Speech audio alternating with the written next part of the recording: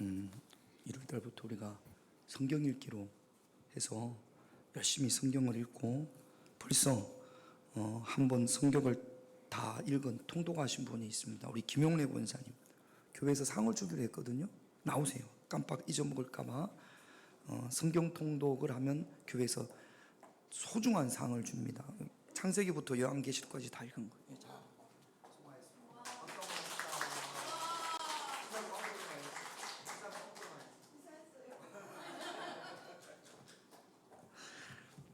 하나님 말씀, 오늘 이쪽에 왜 이렇게 텅텅 비었어요?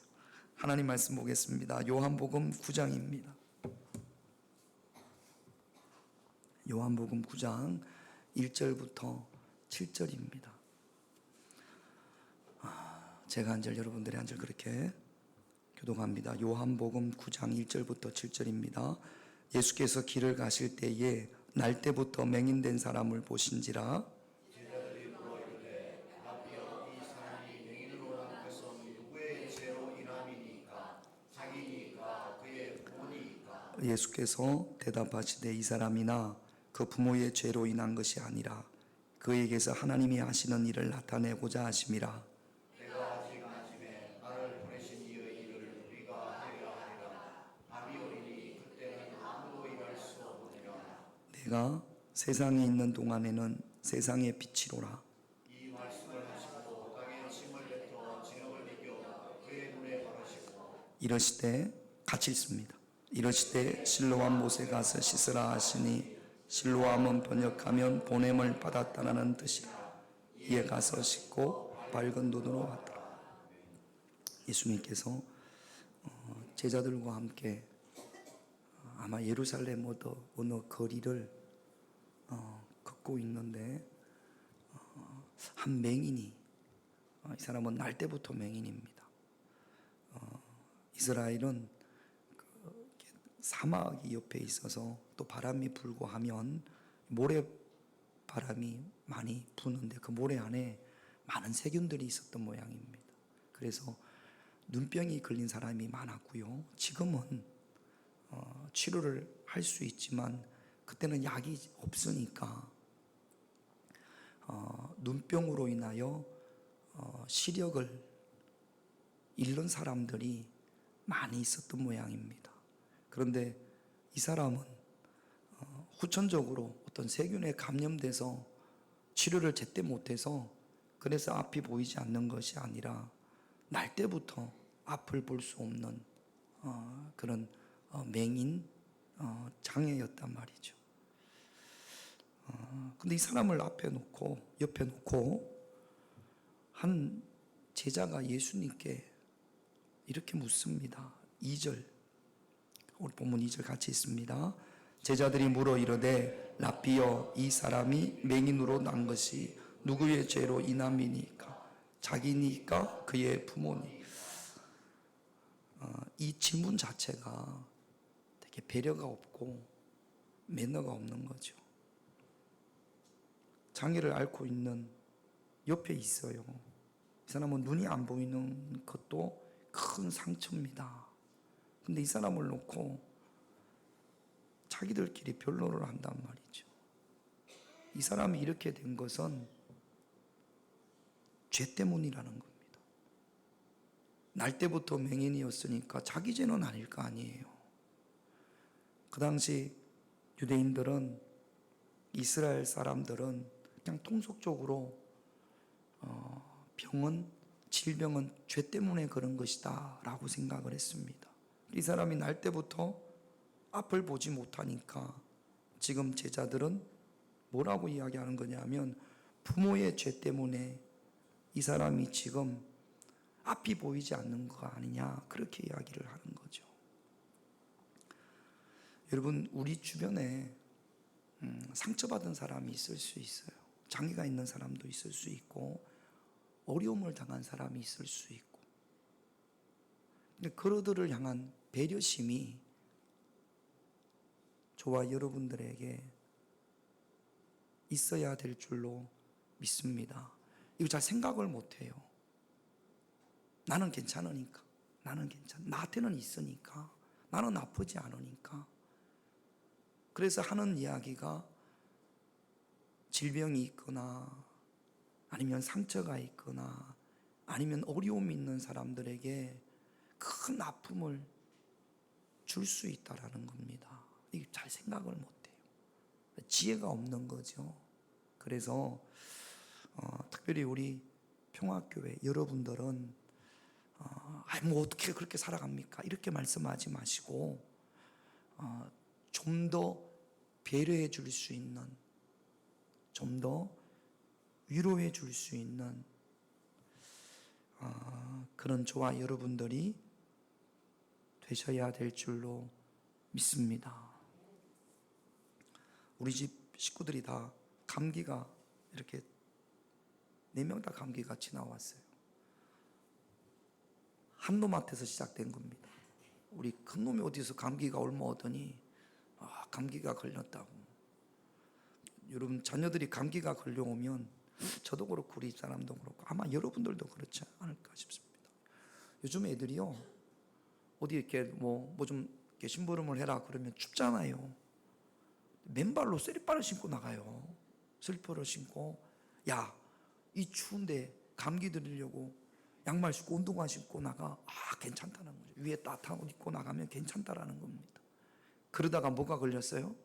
감기가. 그래서 감기가 걸렸는지 모릅니다. 감기가 걸리자마자 봐봐 임마.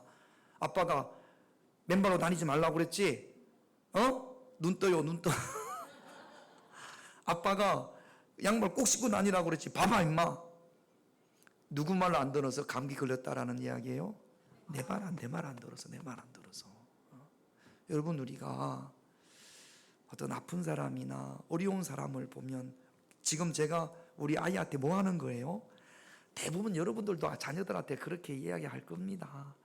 정죄하는 거잖아요. 내 말 안 들어서 그렇게 된 거야. 아이고 얼마나 아프냐, 얼마나 힘드냐. 뭐 그렇게 하는 게 아니라 다음에 또 걸리면 또 그럴 거예요. 제가 주로 우리가 익숙해져 있습니다. 누군가를 정죄하는 것.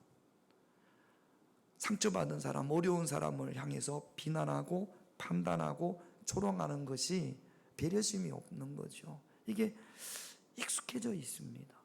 여러분 우리가 잘 안 돼요.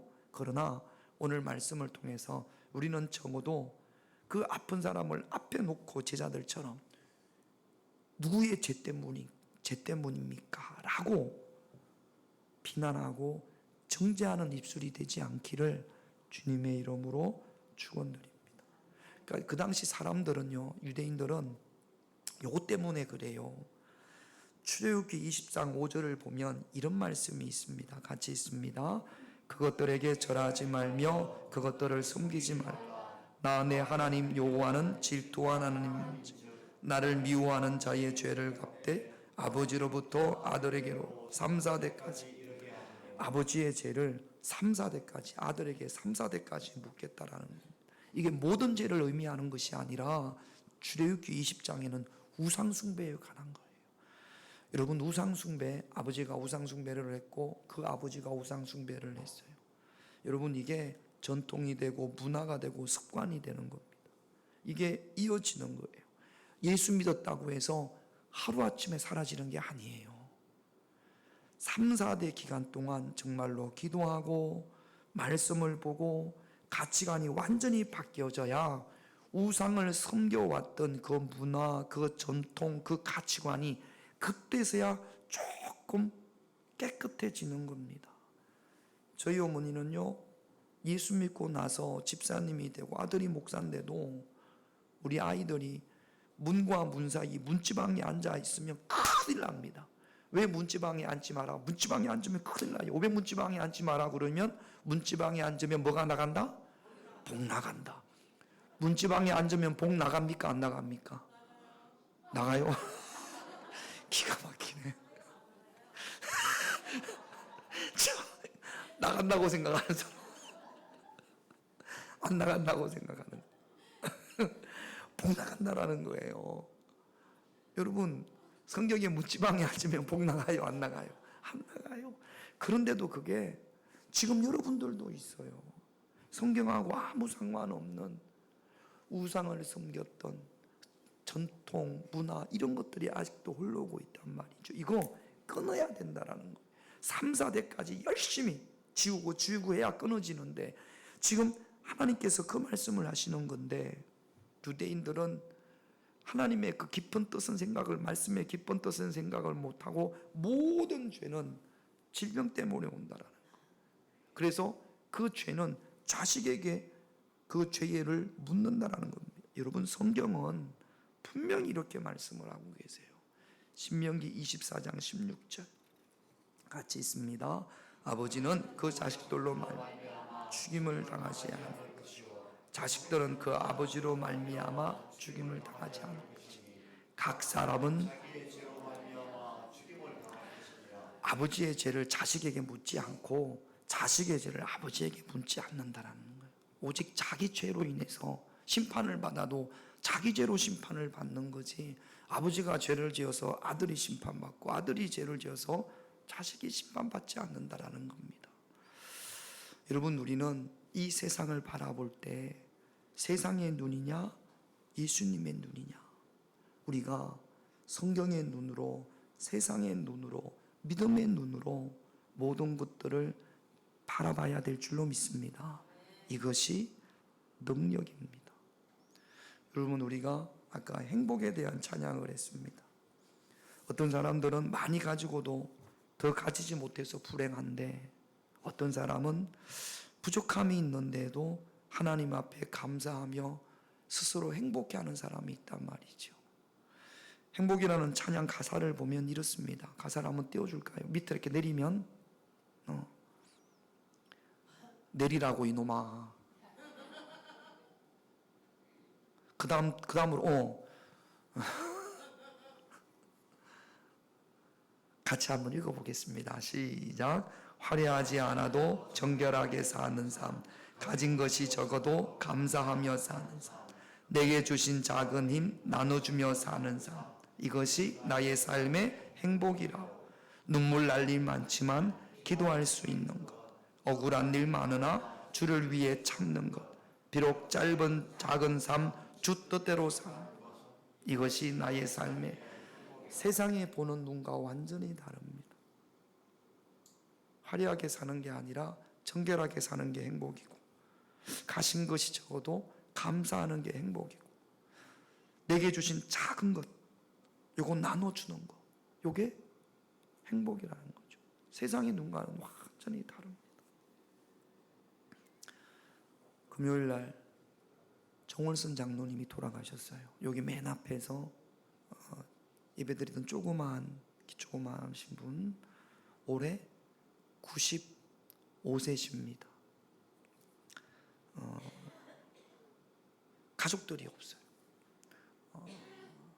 제일 막내 동생이 83세신데, 그리고 뭐 형제들 가운데는 이미 돌아가신 분도 있고 또 많이 아프고 그렇습니다. 물어봤어요. 정장로님이 왜 자녀가 없냐, 결혼을 안 했냐 그랬더니, 결혼을 해서 아이가 하나 있었는데 그때 6.25가 터졌답니다. 외관에 살다가 6.25 때문에 대구로 피난을 갔는데 그때 막 포탄이 터지고 그러면서 갓난 아이가 그만 죽었답니다. 그 슬픔 가운데 있는데 신랑이 인민군한테 잡혔어요. 그래가지고 북한으로 끌려갔습니다. 그리고는 지금까지 혼자 사신 거죠. 뭐 한 20대 초반에 뭐 그랬을 테니까 한 70년을 가까이를 혼자 사셨습니다. 예수 믿으면서. 여러분들은 저도 장로님을 만난 지가 그리 오래되지 않았어요. 이 교회에서 오래 신앙생활을 했고, 여러분, 우리 정월선 장로님이 키는 조그만 해도 얼마나 당당했는지 모릅니다. 가진 것이 없어도 아마 여기도 장로님의 어떤 베품 이런 것을 받아본 분들이 있을 거예요. 베풀고 나눠주고 덜 당당했고 기죽지 않고 행복하게 요양병원에 한 일주일 정도 있다가, 요양원에 자녀가 없으니까 요양원에 있다가 기침을 하시고 좀 식사를 못 하셔서 요양병원으로 가셨는데 제가 신방을 갔더니 아우 나 좀 옮겨달라고, 답답하다고, 여기 답답해도 못 있겠다고. 그래도 장로님 기침하는 거 요거 좀 치료받고 그러면 여기 요양원으로 다니지를 못하니까 침대에만 있어야 되니까. 그리고 돌아가시기 전날도 저한테 전화를 했어요. 나 언제 옮겨줄 거냐고 큰 소리로 그랬는데 금요일 날 저녁에 제가 막 주차장에 도착하니까 운명하셨다고 전화가 왔고 한 1분도 안 돼서 제가 그 병실에 들어갔는데 주무시는 것 같아요. 장로님 깨우면 일어날 것 같은 편안하게 제가 머리에 이마에 손을 얹고 기도하는데도 돌아가신 지가 얼마 안 됐으니까 따뜻한 온기가 느껴질 정도로 세상의 눈으로 보면 잠석을 펴고 불행한 삶을 살았다라고 생각할지 모릅니다. 그러나 절대 그렇지 않습니다. 이 세상의 누구보다도 행복한 삶을 살았습니다. 성경은 행복의 기준을 많이 가지고 권력이 많고 돈이 많고 이렇게 성경은 보지 않습니다. 다윗은요 이런 사람이 복되다고 합니다. 시편 32편 1절 같이 있습니다. 허물의 사함을 받고 자신의 죄가 가려진 자는 복이 있도다. 어떤 사람이 행복한 사람이라고요? 죄 사함을 받은 사람이 행복한 사람이라고요. 할렐루야. 아무리 많은 것을 가져도 죄 사함을 받지 못하면 결코 복된 사람, 행복한 사람이 아닙니다. 우리 모두는 예수님의 보혈로 죄 사함을 받은 행복한 사람인 줄로 믿습니다. 한번 따라합시다. 나는 행복한 사람이다. 저 보세요. 김영래 목사님 저 보세요. 거기 뭐 있는데 저 보세요. 정말로 행복한 사람입니까? 할렐루야. 여러분 오늘 3절 말씀을 다시 한번 볼게요. 같이 있습니다. 예수께서 대답하시되 이 사람이나 그 부모의 죄로 인한 것이 아니라 그에게서 하나님이 여러분 잘 봐야 됩니다. 제자들뿐만 아니라 그 당시 세상 사람들은 이 날 때부터 앞을 보지 못하는 맹인을 향해서 이 사람은 죄 때문에 앞을 보지 못한다는 거죠. 과거를 이야기합니다. 과거의 죄 때문에 지금 앞을 보지 못한다. 이게 세상의 눈이에요. 죄덩어리예요. 그래서 그 사람을 정죄하고 판단하고 비난하고 조롱합니다. 세상의 눈이에요. 우리도 그런 눈을 가지고 있으면 안 되죠. 예수님은 지금 뭐라고 그럽니까? 죄 때문에 그런 게 아니다. 이 사람이나 부모의 죄가 아니라 하나님이 하시는 일을 나타내고자 하십니다. 지금 예수님이 말씀하시는 것은 과거입니까? 미래입니까? 다시 한번 묻습니다. 하나님이 하시고자 하는 일을 지금 하나님이 하시는 일은 과거에 하신 거예요? 앞으로 하실 거예요? 지금 예수님은 과거를 말하지 않고 어디를 이야기하는 겁니까? 미래를 이야기합니다. 과거에 붙들려 가지고 죄 때문에 그렇다, 죄 때문에 이 사람은 앞을 보지 못한다, 죄 때문에 불행하다, 죄 때문에 힘들다, 죄 때문에 이런 삶을 산다. 사람들은 이렇게 이야기하는데 예수님은 하나님의 일하심을 나타내기 위해서 미래를 이야기한단 말이죠. 하나님의 일하심을 나타내기 위함이라는 것은 하나님의 영광의 도구로 쓰임받기 위해서 지금 이 사람이 앞을 보지 못한다. 이 사람이 앞을 보지 못하는 이것이 하나님에게 영광을 돌려드리는 도구가 된다는 겁니다. 미래에 앞으로. 세상 사람들은 죄덩어리라고 이야기하는데 예수님은 하나님의 도구로 쓰임받는 존귀한 존재라고 이야기를 합니다. 한 사람을 두고 이렇게 바라보는 시각이 틀립니다. 누구는 조롱하고 누구는 비난하는데 누구는 하나님의 귀한, 너무나 귀한 존재라는 것을 지금 예수님은 말씀하고 계시는 거예요. 여러분 이것이 세상의 눈과 예수님의 눈, 믿음의 눈, 성경에 바라보는 시각이 이렇게 차이가 나는 겁니다. 우리는 신앙생활을 하면서도 자꾸만 세상의 눈으로 보는 경우들이 참 많아요. 여러분 우리가 가져야 될, 우리가 하나님으로부터 받아야 될 능력 중에 하나가 어떤 것들이 있어야 되냐? 예수님의 눈으로 바라보게 하옵소서. 지금 이 현실을 자꾸 과거에 잘못된 과거에 붙들리지 말고 예수님처럼 미래를 향해서 하나님의 도구로 쓰임받는 귀한 존재라고 선포할 수 있는 그런 능력이 저와 여러분들에게 있어야 될 줄로 믿습니다. 오늘 이 시간 하나님, 나는 아직도 세상의 눈으로 여러 가지 것들을, 우리 가정을, 내 형편을, 우리 자녀들을, 여타 모든 것들을 나도 자꾸 세상의 눈으로만 바라보고 있습니다. 그러나 이제부터 세상의 눈이 아니라 예수님의 눈으로, 믿음의 눈으로, 성경의 눈으로 바라볼 수 있는 능력을 주시옵소서. 소원하시기를 주님의 이름으로 축원드립니다.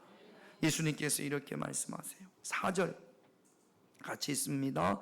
때가 아직 낮음에 나를 보내신 이의 일을 우리가 하여야 하리라. 밤이 오리니 그때는 지금 낮이에요. 예수님께서 이 땅에 오셔서 3년 동안 하나님의 복음을 전하셨습니다. 그런데 이 3년이라는 기간이 너무 짧아요. 하나님께서 예수님을 왜 이 땅에 보내셨는지 예수님은 자기의 사명을 확실히 알고 있습니다. 그 사명을 감당하기에 시간이 너무 짧단 말이죠. 사명이 확실한 사람, 목적이 확실한 사람은 방황하지 않습니다. 오늘 4절 말씀에 보면 밤이 오면 예수님이 십자가에 달리시고 그러면 더 이상 예수님께서 직접 복음을 전할 수 없으니까 한 사람이라도 한 시간이라도 더 자신의 사명을 감당하기 위하여 어떤 영적으로 긴박한 삶을 살았단 말이죠. 바울이 예수님을 만난 다음에 로마 전 지역을 걸어다니며 복음을 전했습니다. 정확하지 않지만 그 길을 대충 계산을 해보면 약 2만 킬로가 넘는다고 합니다. 그럼 바울은 허투루로 시간을 쓴 일이 없죠. 늘 예수 그리스도의 복음을 전하기 위해서 최선을 다했던 사람. 밤이 오기 전에, 주님이 내 영혼을 부르기 전에, 그때 그 전까지 사명을 감당하기 위해서 최선을 다했습니다. 여러분, 우리가 알아야 할 것은 우리에게 주어진 시간이 영원하지 않다라는 겁니다. 나에게 주어진 시간이 영원하지 않다라는 겁니다. 우리는 우리 정월선 장로님이 소천하셨던 것처럼 장로님이 가신 그 길은 세상 모든 사람들이 가는 길이고 언젠가는 저와 여러분들도 그 길을 가야 된단 말이죠.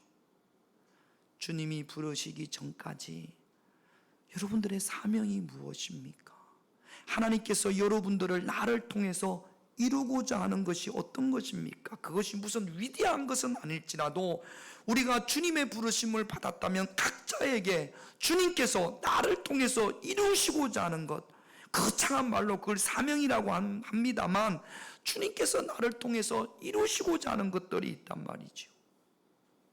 그 사명을 잘 감당할 수 있는 그런 저와 여러분들, 밤이 되기 전에 그 사명을 감당하시는 저와 여러분들이 되셔야 됩니다.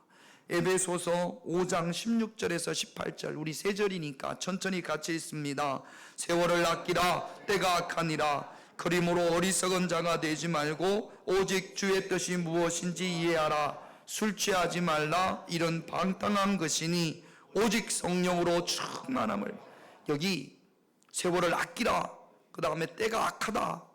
세월을 아끼는 거하고 때가 악한 거하고 무슨 상관이 있습니까? 때가 악하다라는 의미는 시간이 별로 남지 않았다라는 겁니다. 시간이 얼마 안 남았을 때 때가 악하다고 하는 거예요. 1시간 남았을 때보다 10분 남았을 때가 훨씬 때가 악한 겁니다. 그러니까 세월을 아끼라, 주어진 시간이 얼마 남지 않았다라는 겁니다.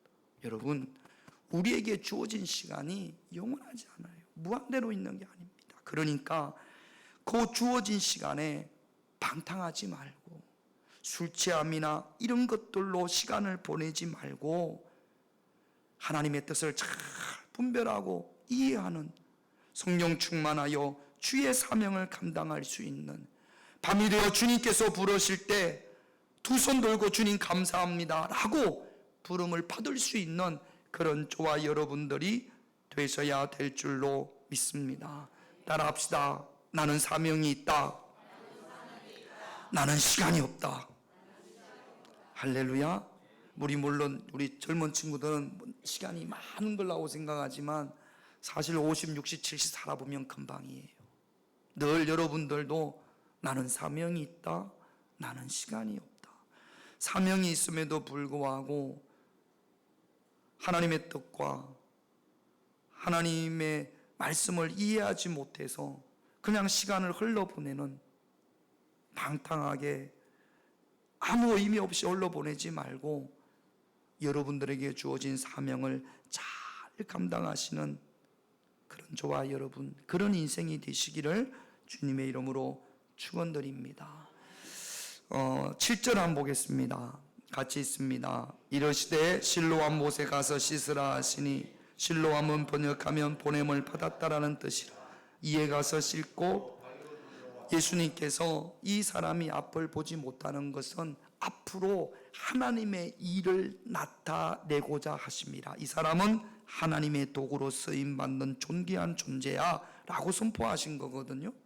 그러면 내가 이 사람이 하나님의 존귀한 존재, 쓰임받는 영광을 돌려드리기 위해서 도구가 되어지는 존귀한 존재가 되어지기 위해서는 오늘 말씀의 7절에 보니까 예수님께서 실로암 연못에 가서 씻으라고 그랬어요. 이 사람이 예수님의 말씀에 의지해서 말씀대로 갖고, 말씀대로 씻었고, 말씀대로 나음을 입은 줄로 믿습니다. 내가 주의 도구로 쓰임 받기 위해서 아무것도 안 하는 것이 아니라 주의 도구로 쓰임 받기 위해서는, 앞으로 여러분들이 미래에 주님의 귀한 도구로 쓰임 받기 위해서는 말씀을 의지해서 이 맹인처럼 말씀에 의지하여 가고, 무슨 실로암 연못이 어디인데 무슨 실로암 연못에 가서, 그 연못에 가서 씻어서 나왔다라는 사람이 한 명도 없어요. 베데스다 연못이면 또 뭐 그럴 수도 있습니다만 실로암 연못에 가서 씻었다고 나은 사람은 지금까지 한 명도 없었어요. 그 사람이, 그리고 이 사람은 실로암 연못을 잘 찾을 수 있어요, 없어요? 앞이 안 보이잖아요. 앞이 안 보이잖아요. 누군가가 안내해 줘야 되는데, 누군가에게 도움을 받아야 되는데, 나를 좀 실로암 연못으로 좀 가게 해주세요. 누군가에게 부탁을 하고 또 부탁을 하고 아무것도 보이지 않는 그 앞을 더듬 하면서, 제가 지난번에 이스라엘 갔더니, 성지순례를 갔더니 실로암 연못이 또 계단 타고 밑으로 내려가요. 얼마나 불편한지 모릅니다. 그럼에도 불구하고 이 사람은 말씀에 의지하여 말씀대로 갖고 말씀대로 씻었고, 그랬더니 말씀대로 나음을 입은 줄로 믿습니다. 우리도 하나님, 내가 주님의 도구로 쓰임받기를, 위대한 주님의 귀한 존재, 존귀한 존재가 되기를 원한다면, 더욱더 귀한 존재가 되기를 원한다면 말씀을 의지하고 말씀대로 행할 때 하나님의 일하심을 경험하게 될 줄로 믿습니다. 말씀을 의지하여 말씀대로 행함으로 주의 영광을 위해 쓰임받는 귀한 도구가 되시기를 주님의 이름으로 축원드립니다. 우리에게 주어진 모든 것들, 교회, 가정, 직장, 자녀, 물질, 건강, 질병, 가난, 실패, 이 모든 것들을 통해서 하나님의 일하심이 드러나기를, 이것으로 인하여 하나님께서 영광 받으시기를 늘 깨어서 기도하는, 그럴 때 우리의 삶이 믿음 안에서 승리하는 삶이 될 줄로 믿습니다. 최수종 씨, 장로님이신 것 같아요. 2023년도 작년 12월 달에 KBS 연기 대상을 받았습니다. 불과 얼마 전이죠. 요즘 KBS 사극 드라마 고려 그란전쟁, 이게 시청률이 높은 모양입니다. 그래서 최수종 씨가 연기 대상을 4번째 받는답니다. 연기 대상을 받고 나서 이렇게 소감을 말하는데 요런 장면이 있어요. 한번 볼게요.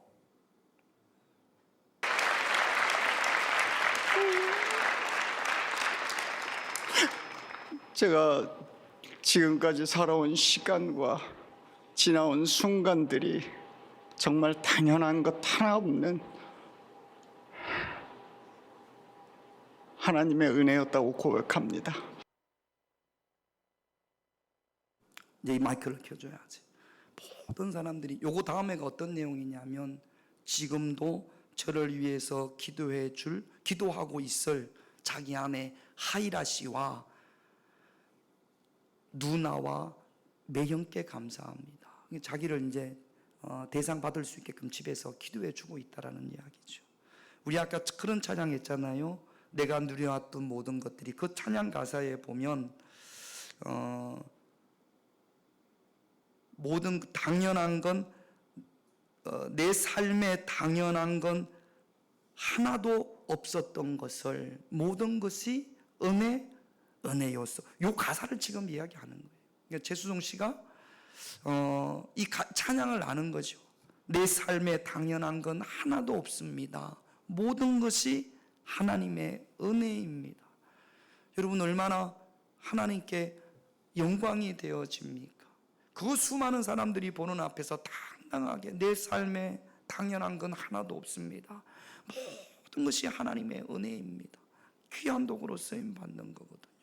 저와 여러분들도 하나님의 말씀을 의지하고 하나님의 말씀대로 가고 씻고 치유받음으로 하나님께 영광을 돌리는 위대한 도구로 쓰임 받을 수 있는 그런 저와 여러분들이 되시기를 주님의 이름으로 축원드립니다.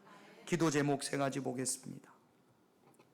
같이 있습니다. 1번 같이 있습니다. 시작. 모든 것을 예수님의 눈, 성경의 눈으로 볼 수 있는 이 능력이 꼭 필요합니다. 하나님, 이번 한 주간 예수님의 눈으로, 지금 내가 바라보는 게 예수님의 눈이고 믿음의 눈이고 성경의 눈인지 여러분 스스로에게 한번 물어보세요. 그리고 그런 능력을 구합시다. 2번 같이 있습니다. 나에게 주어진 시간이 영원하지 않음을 알고 세월을 아끼세요. 쏜살같이 지나갑니다. 아껴서 주의 사명을 조금이라도 더 감당하시기를 기도하십시다. 3번 같이 있습니다. 말씀을 의지하여 말씀대로 행함으로 내게 주어진 모든 것을 통해 하나님의 일하심이 드러나게 하옵소서. 이 세 가지 기도 제목 가지고 우리 찬양하고 하나님 앞에 잠깐 기도하겠습니다.